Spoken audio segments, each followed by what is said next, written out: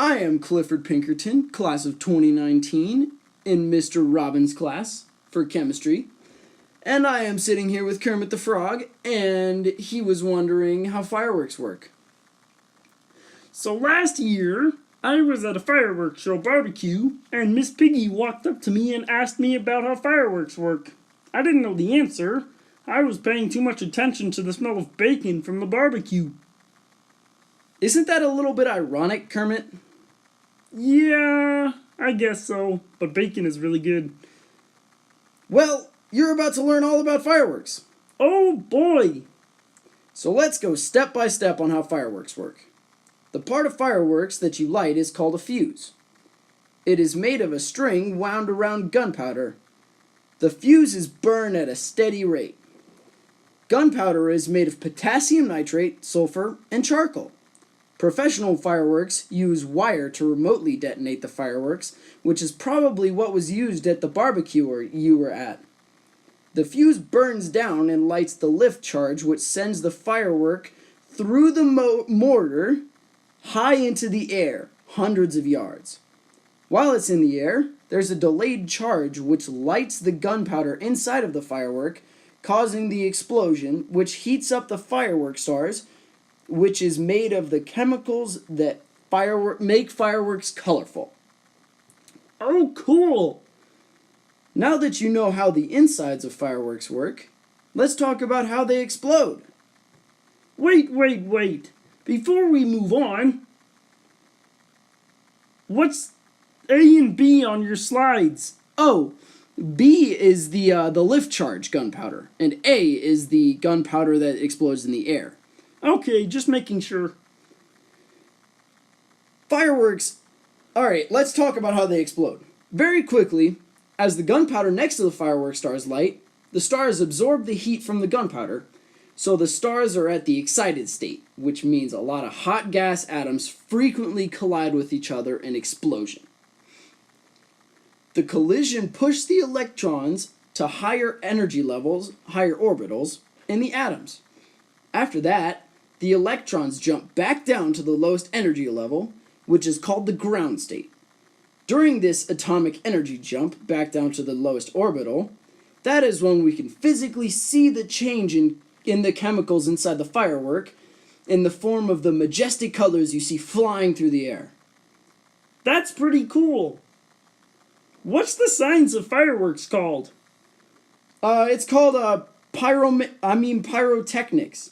Now it's time to learn about how the colors happen.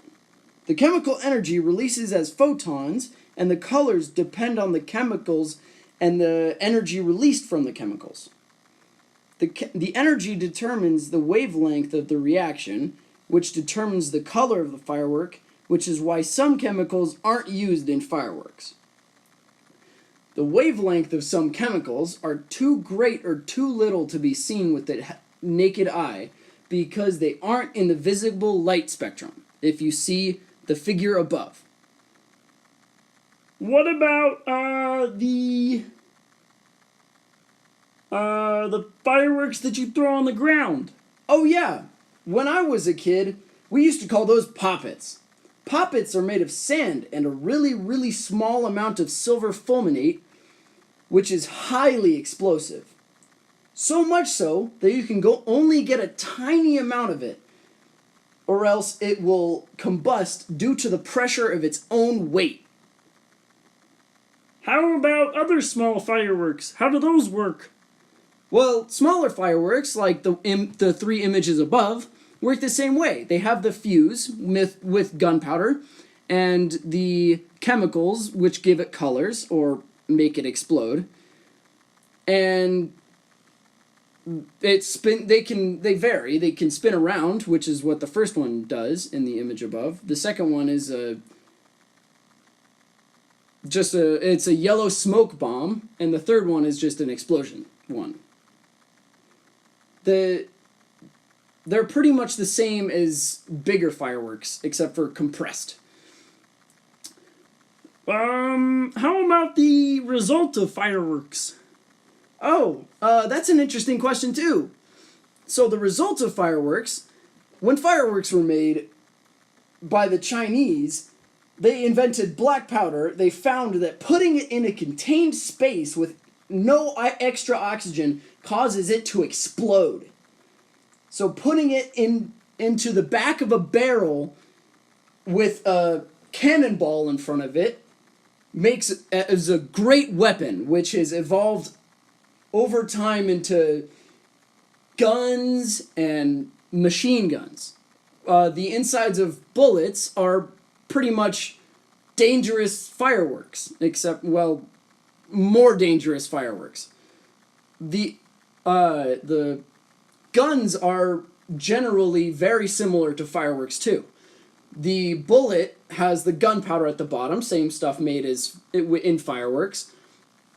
And then it has the fireworks don't have the middle part, which is like made of paper, I think. And then the bullets. And those are just fireworks replaced with pieces of metal balls. Thank you, Clifford, for teaching me all about how fireworks work and the history of it and the chemistry behind it. It's very interesting. I'm going to go home right now and tell Miss Piggy all about what I just learned about. And you should get a good grade on this project. I am Kermit the Frog, and I approve this message. These are my sources. From this video, I learned a lot about fireworks also. It was a bunch of fun. Thank you and have a nice day.